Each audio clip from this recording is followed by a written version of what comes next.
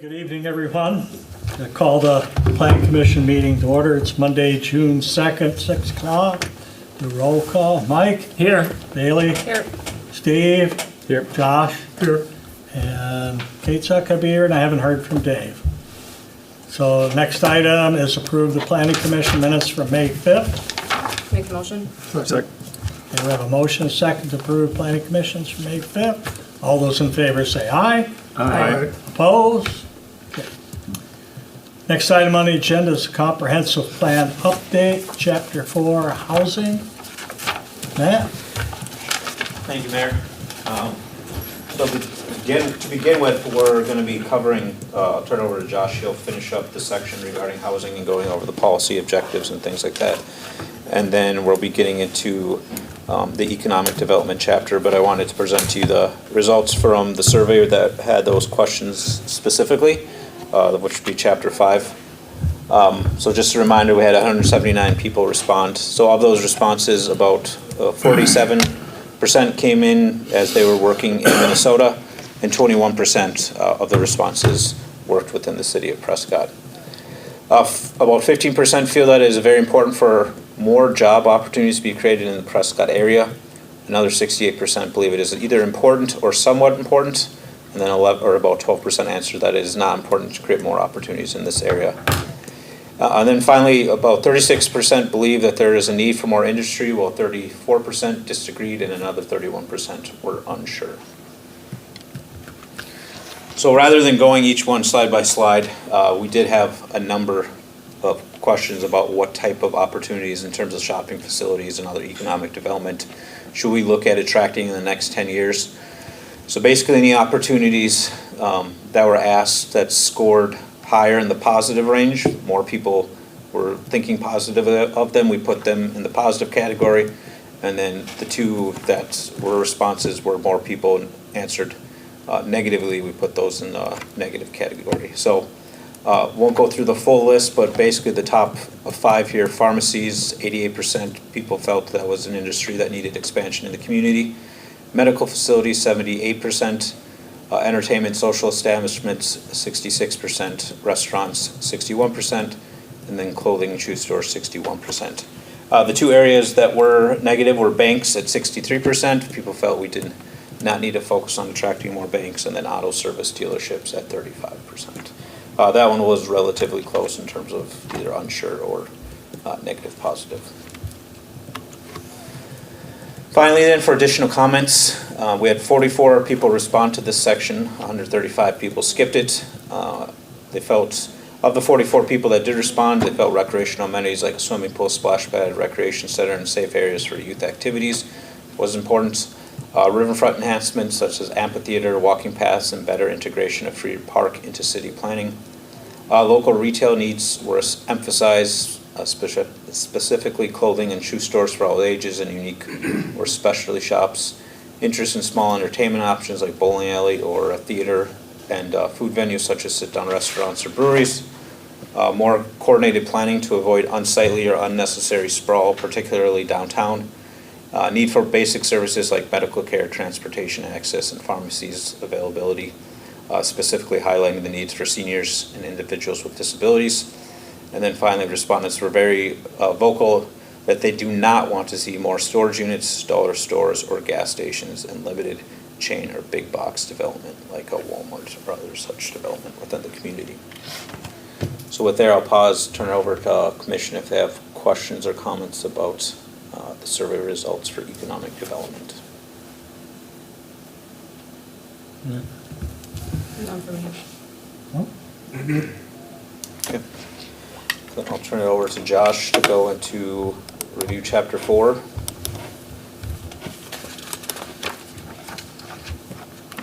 Housing objectives. Thank you, Matt. Yeah, so again, we'll start back on the previous chapter that we talked about last time with housing, looking at the goals, objectives, and policies. And most of these are taken from your past plan, so we just want a starting point for discussion, and obviously we can change those and tweak those. And I see you have a discussion item about high density residential on your agenda tonight, so obviously things that we're talking about even after the housing chapter, if that issue is not settled tonight, you pass an ordinance, we can bring that back and include that in the comp plan for discussion. So it's actually pretty timely. So really, you have one goal listed in your comp plan. It's City of Prescott has it related to housing. City of Prescott has a diversified housing stock that provides quality and energy efficient housing options that meet the need of all residents.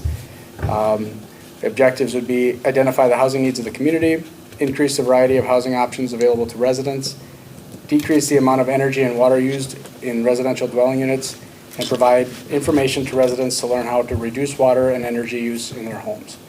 And you'll see in the policies, there's a lot of emphasis on the sustainability part, which is great. But I mean, some of them may be getting a little much as I'm reading them. So we can certainly strike those out, or maybe even combine some things to make it a little more efficient.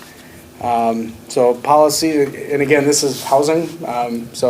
Policies work with residential developers, home builders, architects, agencies, and nonprofits to evaluate housing needs in the Prescott area and collaborate on a design of residential subdivisions to incorporate spaces to address the identified needs. One thing a lot of communities do is just they do a housing study. So you look at you do an analysis, come in and look at what the needs are, what the gaps are. Some of it can touch on like price points and rents and things like that. For a further analysis, you can do like a market study, but a lot of developers will look at that and see if a community has a housing study. They look at that information. It's good base information for a developer to help decide, is there really a need? I think most communities need housing, and every community I work in, they say every type of housing we'd accept, basically. So, but housing studies do help kind of cement or reaffirm kind of what the target is in the community. Number 2, create an accessory dwelling unit ordinance that would allow accessory dwellings on single-family lots that are available to family members. I don't know if there's been discussion on that here. I know some communities have talked about that and they feel like, oh, this is really the solution to affordable housing. Well, when you start doing the numbers on an accessory housing, separate accessory dwelling unit, it's cheaper than a house, but you get a lot less. And it's so I've talked to folks in the Madison area. They were trying to do just a small little accessory dwelling unit. It was $250,000, and it's on a lot that's already got sewer, water, and utilities. So it's not necessarily a solution to the affordable housing situation. It's just another option that people like. Some communities are interested in that, and some are not. So it just depends on what the interest is here, or has it been discussed with the Plan Commission, or? Yes, We've we talked about it actually before. implemented one within when we in 2023 reviewed our zoning code. Okay. So I was going to say as part of this, some of these have been completed, actually. Number 2, number 3, Okay. number 8, and 12 are things we've already actually completed within the last 2 to 3 years. So we don't have to, I guess you can revisit those and see if, but I think that's good to know for sure. So number 4 then, we'll skip the ones that Matt mentioned, but number 4, collaborate with Habitat for Humanity, home builders, architects, agencies, and nonprofits to build an eco-village that provides sustainable net zero housing for low to moderate income individuals and families. Menominee has a similar, eco-villages that they built, I want to say 2 years ago, or started 2 years ago. So it's kind of, they got solar panels and things like that kind of help reduce the carbon footprint, if you will, of the development. Provide information on the city's website to educate residents on ways to retrofit their homes through the use of low-flow water fixtures, efficient appliances, roof-mounted photovoltaic panels, LED lighting, and energy-efficient mechanical systems to minimize water and energy use. 7, establish metrics to benchmark and track the use of water and energy in homes to measure the effectiveness of educational programs and incentives.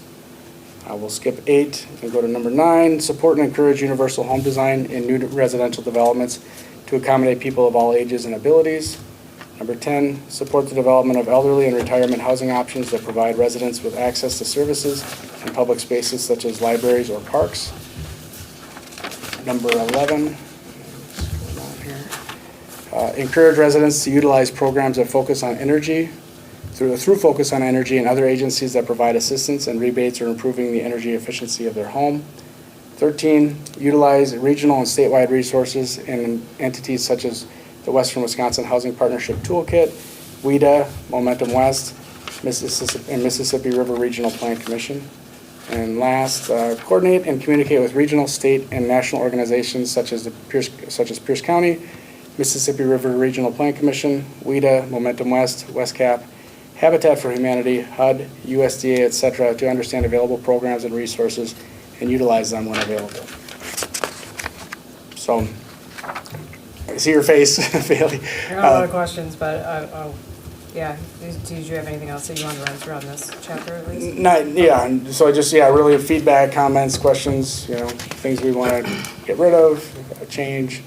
So, I'm just gonna say, are we doing this today, or will we even have the capacity to do it? So these are the ones on my list off. Number 4, so collaborate with Habitat for Humanity for this whole eco-village. I mean, is that something that we're gonna prioritize? And I'm just asking. Probably not. Probably not. Doesn't River Falls have an think eco they- village or something like that? I don't know much about theirs, but I think that sounds familiar. It would make sense given their sustainability emphasis with their university there. Right. But And to get one right now for like net zero housing for low to moderate income families right now, like the cost of everything, I don't know when that's actually gonna happen. So number 4, I guess, is one that I had a question on. And then number 5, we have provide information on the city's website to educate residents on ways to retrofit their homes and whatnot. We're not doing that, right? We haven't, I would Because say. like our energy companies would be messaging us and like their And they junk mail that already they do. send me. So that's where I'm like, is it value add or should that be coming from the energy companies? I guess. I think that's a good point. And, I'm just wondering if it's like really something we're doing, or is this something that people are gonna go to their Excel. and their junk Excel mail. does They keep stuff trying to like sell that. me insurance for my water and my Yeah. power going to my house, so I appreciate that junk mail, but maybe that's their job. And then the other one would be, I think you're probably not gonna guess at this one, but 7, so this metric thing, we're seeing what our educational programs are doing, strike it. That's what my opinion would be. I had a question on 8, but more so like, what did we implement? Was that back in 23, Matt? Yeah, so we basically just updated it, so all of our ordinances now cover windmills. We have it actually in the ordinance for solar panels, and other sources like. Okay. I'm trying to think if it's geothermal's in there or not specifically, but Geothermal would be a really good one, it's actually probably one of the better ones, but. Heat pumps. On number 5, it says the use of low-flow water fixtures. What is the benefit to that? Don't you think they just let No, the water run longer, or? No, like a shower. shower head. it's a shower head usually. Not as much Oh. water pressure to trickle in.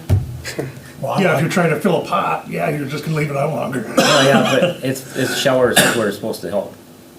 Not bathtubs or anything like that. Where you Not get in extra my water. house. Not if they take an hour. But just curious If about. you got daughters, it's about the- probably not happening, I will just speak for Yeah. moving in, so anyways. But yeah, I was just curious on that. Now, other than that, I don't have any issues with any of the others. Yeah, no, it's just 4, 5, and 7 for me. Anything else you want to add that really, are there things that locally that maybe I don't know about that you guys are interested with housing? We can wait till we have some more discussion on the high density. I think density is always a key thing with housing. Obviously, the more dense you can get, the more units you can do more efficiently per foot of infrastructure that you're dealing with. So, I don't know. the only thing that I would think based on the results and based on what I've heard, at least in my time being here, was something about prioritizing senior living and assisted living if there's opportunities for the city to assist in helping a development like that along. We definitely tried. Yeah, it seems like I mean, we're I'm just talking gonna, about this for a we decade. definitely tried to do the one that's Donoff was on it, We or can whatever put it was. a line item in the budget for Yeah. low-income housing. And then they demoed it, and then they didn't finish the demo, and then we had to go after them, it was like, I mean, it's not that we haven't been trying. So, I think we just, right now, building is tough, so, for any Yeah. developer. Yeah, I think keeping 10 in though to, at least support that effort, I think is good, if that's something that you're interested in. I'm sure, like moving forward into the future, it'll probably come in, back into play if and when, the housing market and stuff goes back up. Because I was hoping we were gonna see that potentially on the one that got taken down, was on the end of Elm or whatever, and that we'd have something in by now, but, And it just got recently sold. oh, good. I don't know. Oak, Oh, okay. That makes where the more- old hospital used to be. Yeah, makes more sense. Well, and then, part of the economic development chapter, which we're talking about later, talks about reuse of contaminated environmental sites. But if there are, I think for housing, if there's sites that may be suitable for redevelopment, repurposing or things like that, maybe larger scale sites that would be, okay, this would be better suited for housing. And, whether that's multifamily or elderly or whatever. But if there are sites that we identify, those are things that we could include here that would say, hey, we know of sites or things like that that are ripe for housing and they're just not designed for it. Actually, That doesn't mean you I can't. like the repurposing idea. What's that? I like that repurposing idea, like evaluating existing lots, and because that's something that we would be doing anyways. Yeah, and so we don't have to know the answer here, so that Yeah. could be just one of the policies saying, we're gonna look to evaluate the sites in the city and then we'll come up with a plan. I do like that as an ad. Okay.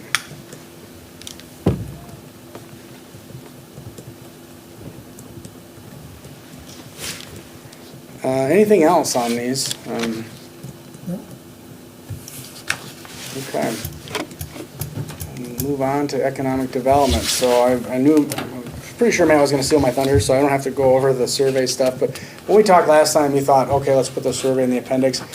I did a little bit in the intro, and I think that works, but I wanted to get your opinion and to see just kind of a little prompt of, here are some highlights of the survey. We didn't go into all the detail, but if you guys are okay with it, I think that kind of leads into some discussion in the chapter.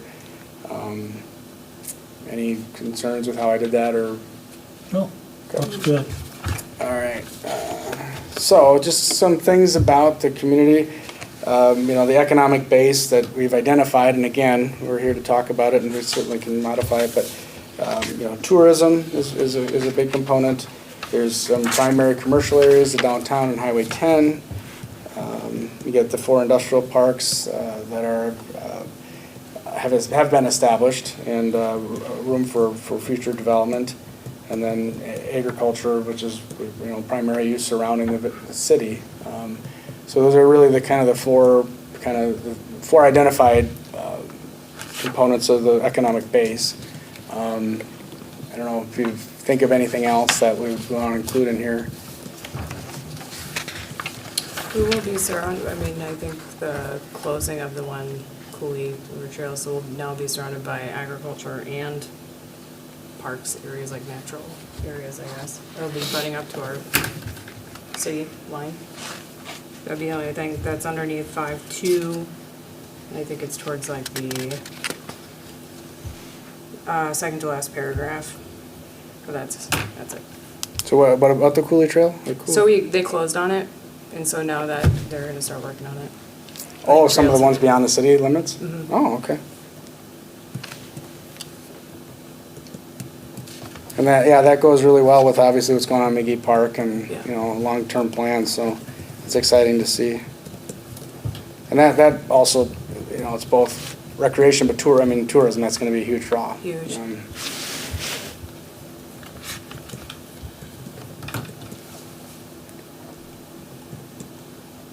Okay, so labor force, let's see where I'm at here. It's just some labor force, some demographic information that we got, and so I think sort of echoes what you saw in the survey as far as where people are working. A good percentage of the people are working outside the state. Obviously, easy commute from Wisconsin. You got a great place to live here, nice aesthetic and safe community, and then you can go work in the cities or across the river if you like. But so the actual percentage that worked in the state has increased. So the people that are working in Wisconsin from 2012 to 2023 has slightly increased.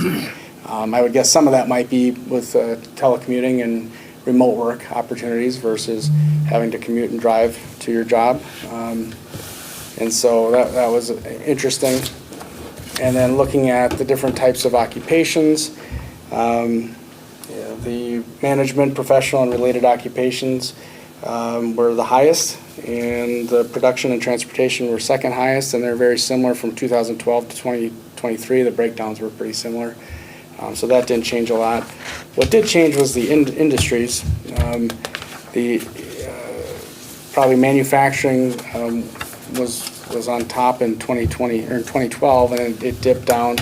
Was at 23%. Now it's at 13%. I'm not sure if it seems more like an error maybe in the data versus an actual. It's just a big drop. Yeah, because we've brought in more manufacturing since then. Yeah. In 2023, that new chemical plant was here, wasn't it? Yeah. Mm-hmm. So yeah, numbers and percentages showed a dip from the American Community Survey information. Not sure what the rationale is, and we can make a note too of that there has been an added industry since that time. So I mean, I like to show the data because that's what's there, but having a footnote or correction in there if that doesn't seem anecdotally that's quite accurate is good to note too. So. Yeah, that doesn't seem right because we haven't had anything close, and we've actually brought in more manufacturing. So. Okay, no, that's good to know. I mean, I'll double check the numbers, but I think, yeah, like I said, sometimes things just are a little bit odd in that manner. So. But these numbers are just seeing where our residents work, not within Prescott. Yeah, I would still think because I know that last some- chemical place brought in 90% of their people. Brought in 90%? Yeah. Oh, well, then never mind. Okay, yeah, that's a good point then. Yeah, I didn't think Trucked that them either. in?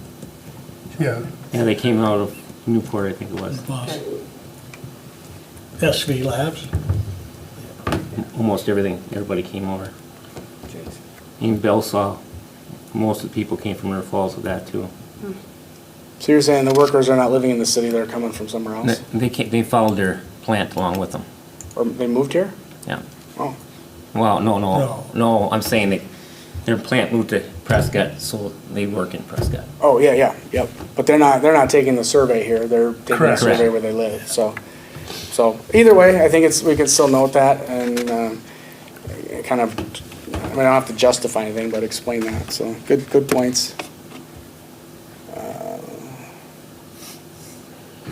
So the next item really for the desired businesses and industries in the community, what was identified last time was ecotourism, redevelopment of downtown, agritourism, clean industries that have minimal impact on environment and utilities, and business clusters, so places that can kind of have a synergistic effort. If you're making one thing, you can get your supplier from here and so on, and others can do spin-off businesses and such. So I think those are all really good desires. I think pretty common to what others do. I think everybody would love a big job creation, big tax base, and not using a lot of our utilities or impacting our environment. So are there any other maybe niche utility or businesses or industries that you think would be beneficial in Prescott? Well, we just got a hardware store. So, I know pharmacies was, that was high on the Yeah. list. and I know a maybe- while back, a bunch of years ago, we had a satellite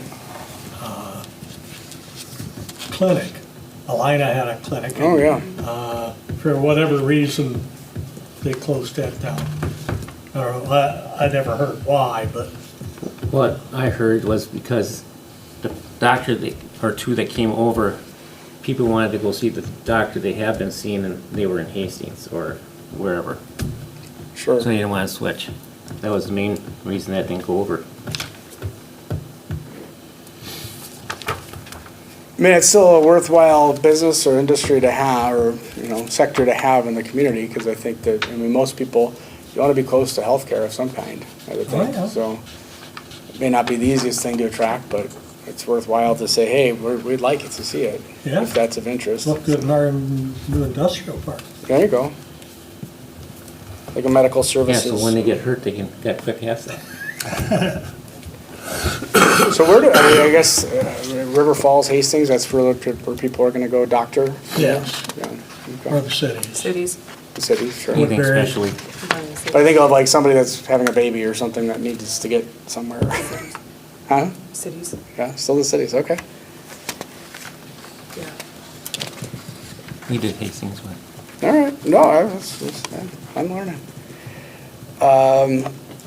Then the next part was, riverfront redevelopment. That's in phase 2. You guys have done a great job. Phase 1, the plan was started, I think, back 2016 or 17, and then just continually working on, I'm sure way back before that, discussions, but I think, starting phase 1, getting a lot of grants, and keep plugging away. That's Yep. invaluable. We're So, getting ready to kick off phase 2, yep. so Any idea what time they want to start? Just curious. July, isn't it, Matt? Yeah, beginning of July. That's great. So yeah, excellent job there. Just continue to build on that. And the next one is TIF districts, which we touched high level on before. There's 3 active TIFs in the city of Prescott. Newly created one last year, TIF 6, which is a mixed use TIF. In talking to Matt, found out that you guys are at your 12%, I believe, correct? Or above your 12%, which basically means once you get to 12% of your equalized value, you can't create a new TIF district, or amend or add to a new TIF district with value. So I think there's, you really'd have to wait till TIF 4 closes. Is that the next one to close? To see, and so that's kind of, but you have 150 acres of development potential in that, and that's mixed use, so you can do commercial, residential, or industrial. You've got some flexibility there, which is nice. And, with the redevelopment of the downtown, that's not as pressing of a need, but there are probably little pockets that could obviously use redevelopment, so. But the big thing is trying to get, TID 6 going, and making things happen there, so. Telecommunications, telecommuting, that's obviously a big thing, biggest since COVID, and a lot more people are able to do that. Are there any known issues with broadband or connecting here in the city? Are there providers are pretty good? I mean, nowadays, a lot of times you can get your cell phone company, or you get, satellite internet or whatever. You've got a lot of choices. I mean, Yeah. like, what's the fiber optic that's, Started coming in, it's Swift Current through Pierce Pepper. Swift Current, so they got that coming in. But, Okay. Xfinity, but you can get it through, Verizon or T-Mobile or Yep. whatever, so, You guys probably Centritel. benefit from the city. The coverage area is probably really good here from Yeah. being near the cities, I would imagine. I get pockets where I'm from with little gaps here and there, but, so that's good. That's definitely a plus. People are looking for places where they can get good access to internet to be able to plug in, and, I mean, everybody from every age is doing that now, so. Strengths and weaknesses, so most of these were taken from the previous plan, but I did talk to Matt about a couple things, so just wanted to go over, see if these things still apply or if there's any changes or additions. Looking at the strengths, we've got a strong workforce demographic, an educated workforce, natural setting, open space, and scenic beauty, the proximity, location of the Twin Cities, adjacent to agricultural land. Let's see, growing and advancing school district, family-oriented community, proximity to several universities and technical colleges, continued use of TIF districts, available land in the industrial park, a highway system that can accommodate most businesses, and public services and infrastructure. So those are good strengths to build on. Anything else that we're missing? All right. Weaknesses, the capacity in the wastewater treatment plant might be a limiting factor for some industrial development. Storage facilities in some prime commercial locations, taking away from other job creation opportunities, or retail or other types of development that might be more suitable in those locations. Limited available commercial space. The draw on workforce by higher wages and more work options in the Twin Cities. That's always going to be the pressure that you have to combat against attracting workers. Lack of downtown parking, need for more diversified shopping and retail experiences, and the highways, traffic, and pedestrian crossings, which we are obviously working on a project on Highway 10 to look at that now. So, any other challenges or weaknesses? For the storage, are we just talking about the new one that just went in? Couple of the new ones. You know, the one going out of town, on 35, Yeah. and then the one down here by the daycare. Well, we couldn't get anybody to buy it because the fill was crap. So that was the biggest problem that we had, is that getting people to take that property was because of the fill. So, just saying.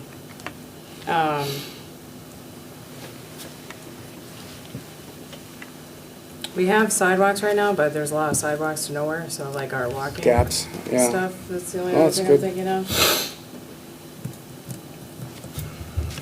If we could actually connect our trails, like to the different areas and places that we have in Prescott, like the ball fields, all the sidewalks kind of like leading you to somewhere, that'd be neat. I know we're talking about the one going up the hill, but, yeah. Yep, and that's, I mean, a lot of communities, that's just pretty common, but yeah. I mean, you guys do have a nice plan in place and a comprehensive outdoor rec plan that does identify those things, so just a work in progress. But yeah, good to know. Anything else on weaknesses? Excuse me. So one of the things that the state statutes require us to do is take a look at environmentally contaminated sites for commercial and industrial use. So there's not a lot of sites in Prescott. They're basically, you look up on the DNR, they have a website where you can find different information, and some of it's, I think, been limited, but there's 7 environmentally contaminated sites in the city of Prescott that have been closed. So that means they've gone through remediation, they've identified the issues, and they've essentially cleaned up, but there are a few that still have continuing obligations, meaning even if the property sells, they continue to have, whether it's monitoring or whatever. So they're still looking at those things, but the statutes for planning require that you take a look at, or at least identify that there's some sites available for redevelopment. And I generally don't like to put a map of all those places in the plan, just because that information's already out there on the DNR, and people get a little bit, they don't like it. And so I didn't list anything, I didn't name anything, just wanted to identify that there are some. And obviously, that would be something we could look into further if there's of interest there. But nothing that really screamed out like, oh, this is a real problem. This is, 7 sites isn't that many compared to what you see. And then there are other sites that, there have been spills maybe, but they've just deemed that they investigated it and it wasn't deemed not an issue. So no action needed is what they call that. So. And then, we go through, there's a laundry list of programs that we had, both for local, regional, and statewide programs that are available for different types of economic development opportunities. And, university is a big one. You guys, this area, you've got River Falls, and a little further in, you've got Stout. Within an hour, you've got some really good universities in Wisconsin. You got your local chamber, Pierce County Economic Development Corporation, regional planning, Mississippi River Regional Planning, they're great resources. I think the West Central Wisconsin Regional Plan Commission actually handles a lot of the programs, though, that are applicable to Pierce County, even though it's not your regional planning commission. So it's kind of an interesting thing, but we work with them on things. They're a great resource as well. So, and then Momentum West is our regional economic development organization that I think, Matt, you get, if you get emails from them or the WEDC, but when there's a request for information, they send out, they get these site selectors that come in and say, hey, we've got X, Y, and Z, we've got all these lists of not demands, but, desires for a site, and communities will get that, and then if they have the site, the size of the land, or an existing building, that's what seems to be coming up a lot is, they want an existing building just because of cost of development. It's just not as ideal to build new, but a lot of times they want, X gallons per day of wastewater usage, X gallons a day per water, and so much electricity. And sometimes, usually we have a list of all that information, and you just can't fill some of those, just because you don't have the capacity in your treatment plant, or you can't use up that much water in a given day or month. So, I think you get those, Matt, right? And, Yep. and he's great at, just does the response and stuff, so. But having, some communities would like to respond to those, but they don't have that data put together, and I think Matt does, so that's nice to be able to know what you can and can't, you can do a go, no-go decision very quickly if you know what you have, so. And then just the funding resources, there's some, mostly, the only tool that Wisconsin gives you is really the TIF. I mean, that's unfortunately that's the biggest and best tool that you have, but there are some grant opportunities, there are some loan programs out there. Just depends on whether it's the industry coming in or what's needed to serve that industry. So, I know we continue to work with Matt on a variety of grants for different types of projects. So, and then you guys with your energy companies, you've got, Excel as a energy company usually provides some different opportunities.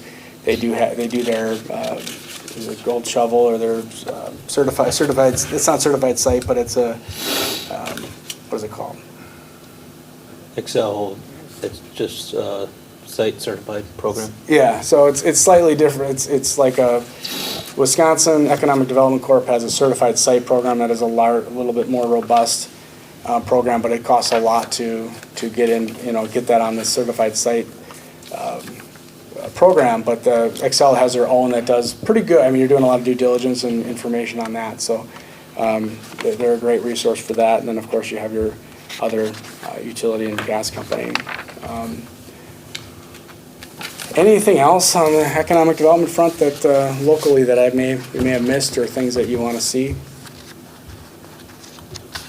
Okay, very good.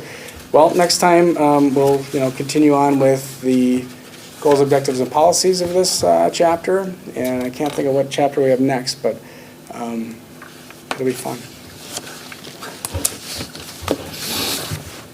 So, all right. Okay, Well, thank you all. Have a good Thanks. one.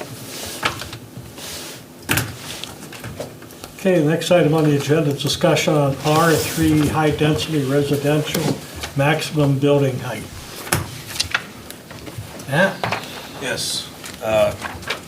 So over the last couple months, we've been approached by a couple people interested in doing development specifically in high density, whether that be looking at just multifamily or senior living within the community. There's been two issues. One of them really is outside the planning commission scope, but impact fees, looking at breaking those down specifically for single, like apartments versus a single family home. But the other one has been the zoning height. Specifically within our high-density residential, we currently have a height restriction of 35 feet, which with a pitched roof and the potential of if we want to go to like a fourth story, 35 feet, unfortunately is something that when we're talking to these individuals, they don't really have the capacity to meet. So if you look at our zoning map, right now we have 3 areas that are really high density. First is the southern area that's completely developed. You have this pocket here, and then here, those are all fully developed. And then additionally, we kind of have this one that's, I would say, backwards. Ideally, we'd go commercial, which is up here, and then you'd have high density, and then more of the multifamily R2.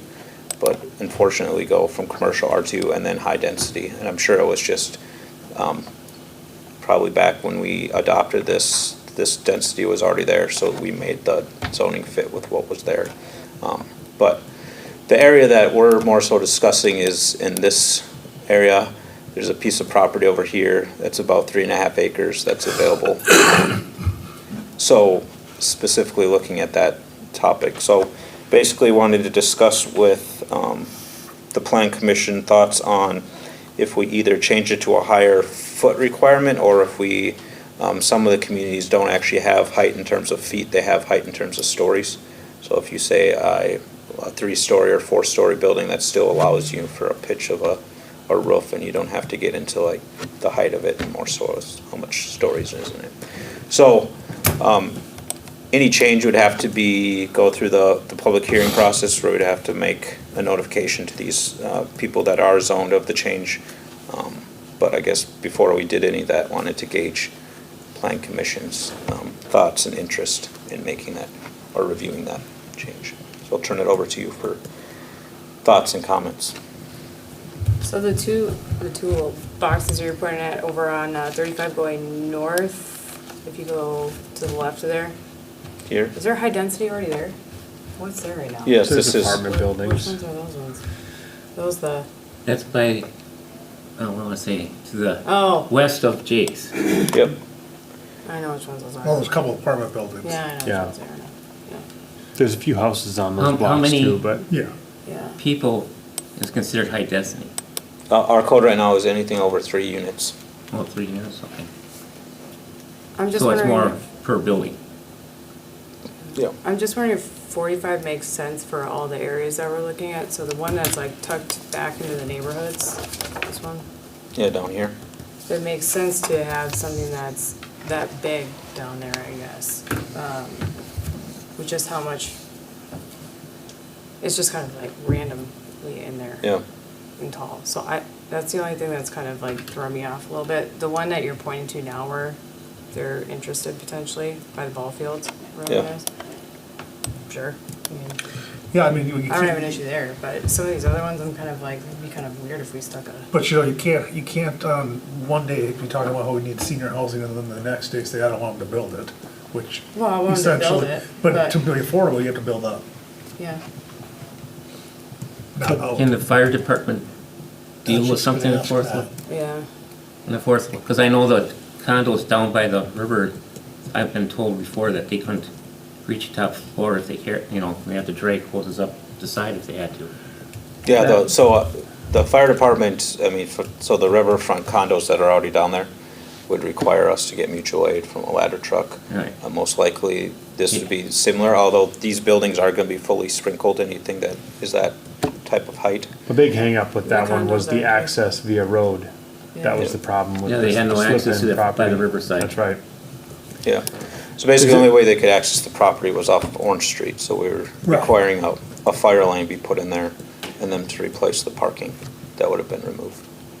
Matt, you're looking at changing all of those to this higher number scenario, and your concern was it's not appropriate on the It just south seems like end? it'll just be kind of odd in some of the Well, could we neighborhoods. have multiple classifications to differentiate?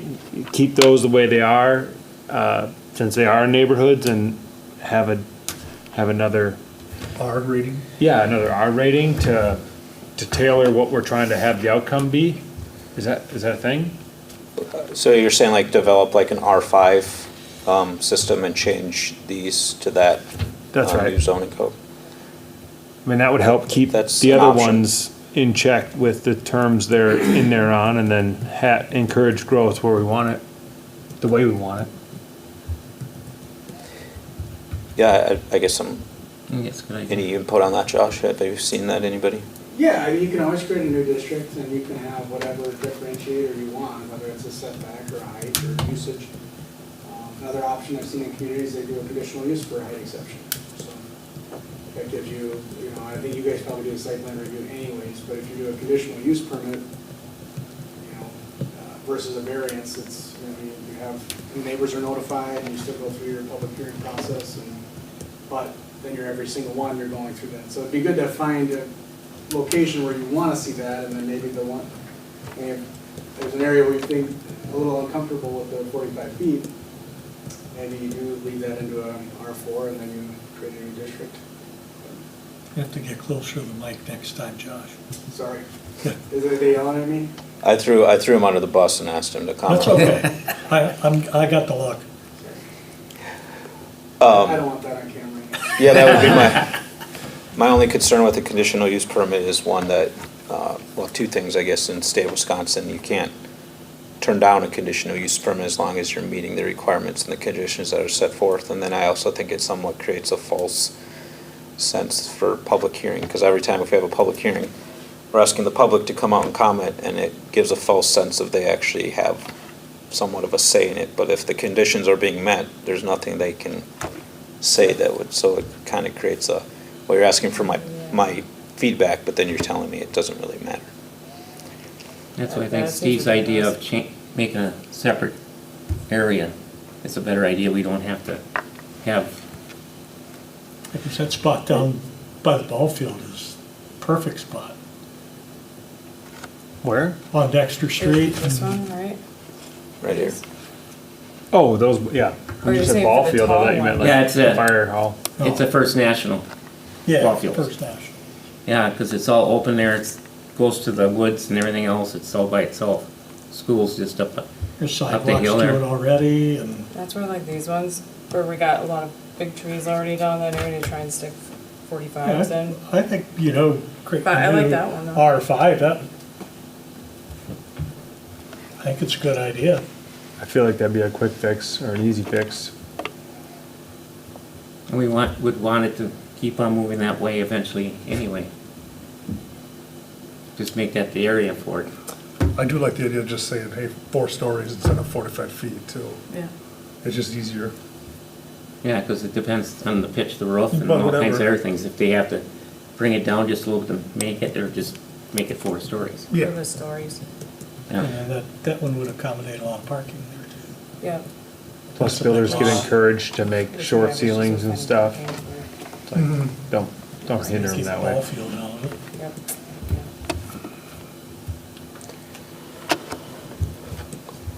Well, then, for the next plan commission meeting, we'll work on putting together a draft, if that's, of what a proposed R5 would look like. And Sounds good so it's to gonna be me. kind of a lengthy process, because once we get the draft approved, then we'll still have to go through the notice. So do we of- need to do something unique for this other opportunity then, that is already asking questions about it, depending on the time it'll take us to update zoning?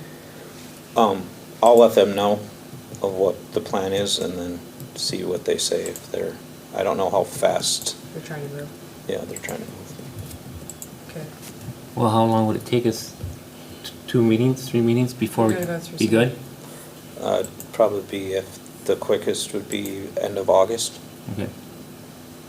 Yeah, I imagine if they want to go this year, they want to get going. I don't know if you want me to go, Mike. Sure. Basically, so there's two, I guess you'd, with the district change, you'd have to do both a code amendment to draft the district, and then you'd have to assign the district somewhere, so there'd be, Yeah. it'd take a little longer maybe than just 2 meetings, but I don't know, yeah, maybe you could do it concurrently, but you'd have to create the district first, so. Yeah. But Okay, thanks. Question about the impact fees, Matt. The issue is that we need to differentiate between high population density buildings for impact fees and residential. Is that the concern? Is that the? Yeah, so when we did our impact fees, we set up, basically, we were worried about trying to make sure that each zone was paying the fair share of what they had to do. So we created residential, industrial, and commercial. And what we did for industrial commercial is we actually broke it down by square footage, because the thought process is, if you buy 10 acres of land, but we have some businesses, like even UNFI probably bought double the land they needed, really looking at square footage. So then as they're expanding, they're paying that fee for the actual building. So that's why we were focused on that. Unfortunately, what we didn't really look at very closely was residential. We set everything up based on the housing unit. So a house, five-bedroom house that's, $600,000 is paying the same impact fee as a 1-bedroom apartment. So looking at breaking that down so it's more equitable. So when somebody does come in and say a senior housing or multifamily housing, they're paying the share of whatever. So we look at, breaking it out by 1-bedroom, 2-bedroom, 3-bedroom, maybe a mobile home as well shouldn't be paying the same thing as a large single-family home. That's a good idea. I like Yeah, it too. it's a real good idea. Seems fair. What's your game plan to do that, though? So we're taking basically the same process we just went through with Trilogy to update the plan, and then we'll be going through the same steps that we had to last time, which is hold another public hearing. Could we do square footage instead of number of bedrooms though? Because I'd hate to see people build homes with fewer just because so often build-a-grade homes come with unfinished basements, and I'd hate to encourage that, Yeah. But so if you did square footage, it would work for trailers, they're smaller, 6-bedroom house is bigger. Yeah. That square footage would work for that too.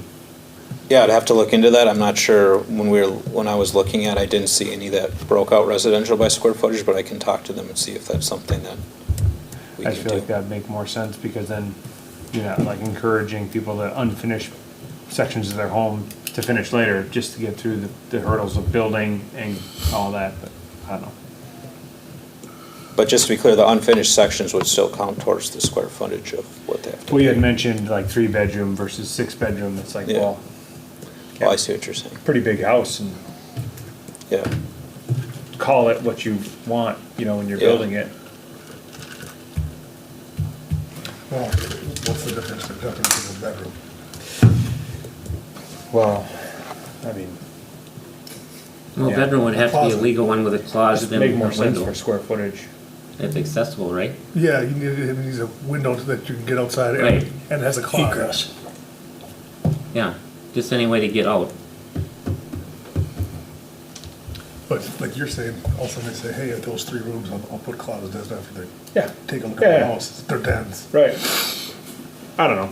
They're probably not saving much money to go through all that work, but it just makes sense to do square footage, because then it would be adjusted, based on trailer to a 6-bedroom house, would be paying more. I don't know. Or even apartment, if the multi-units, the square footage in each one would Except be we're a not lot talking smaller. about how many bedrooms somebody has. You're saying a 1-bedroom apartment is paying them the same as a single-family home. There's no such thing as a 1-bedroom apartment. There's a building with 20 units that are 1-bedroom apartments. So they're saying, well, so they're paying 20 times the fee? Yep. Yeah, that's No. not right. That's wild. I agree. But I don't think you really need to get into this.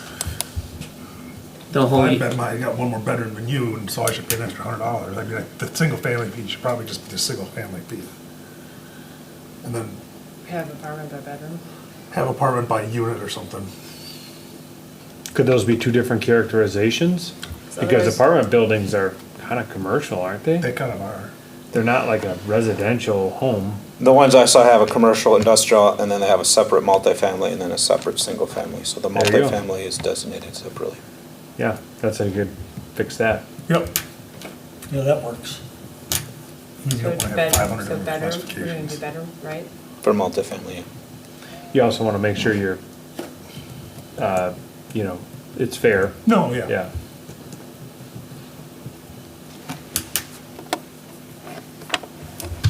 Okay. Cool. Any other business? Just one thing, I want to introduce Luke. I always say Luke's name wrong, but Weiss? Weiss. Yep, Luke Weiss, he's our new city planner with the city of Prescott, so just started last Thursday, so we're showing him the ropes slowly, but just. Nice to wanted meet to all of you. introduce- Awesome, congratulations. Thank you. Yeah, welcome. So don't be too mean to him now. We won't. Weiss, out of Duran? What's that? You're out of Duran or not? No. Oh, okay, ain't that family. Motion to adjourn? Second. All in favor, say aye. Aye. Or adjourn. Thanks, Josh.